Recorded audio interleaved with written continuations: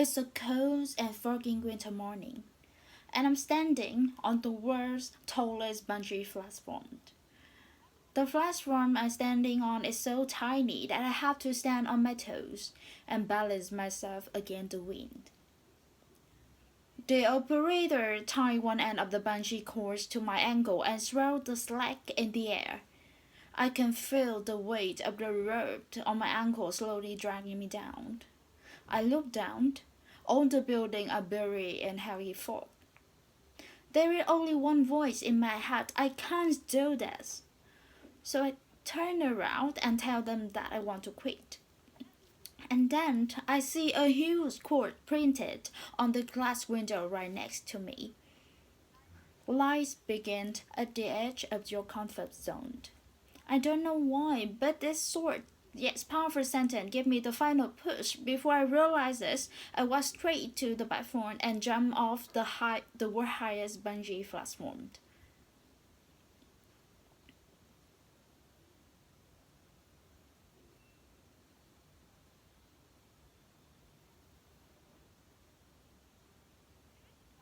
During the 5 seconds of free fall, I remember thinking to myself, it's not as scary as it looks.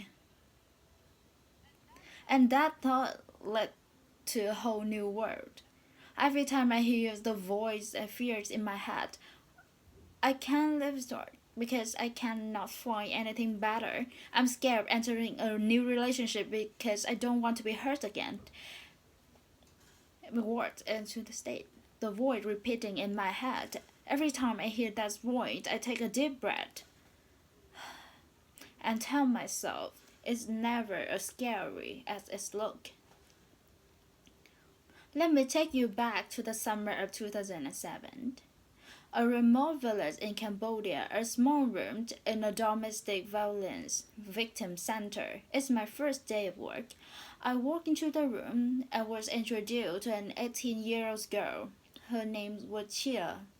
Chia was so emotionally physically abused that she couldn't look at me in the eyes, and on her face I saw fears, anxiety,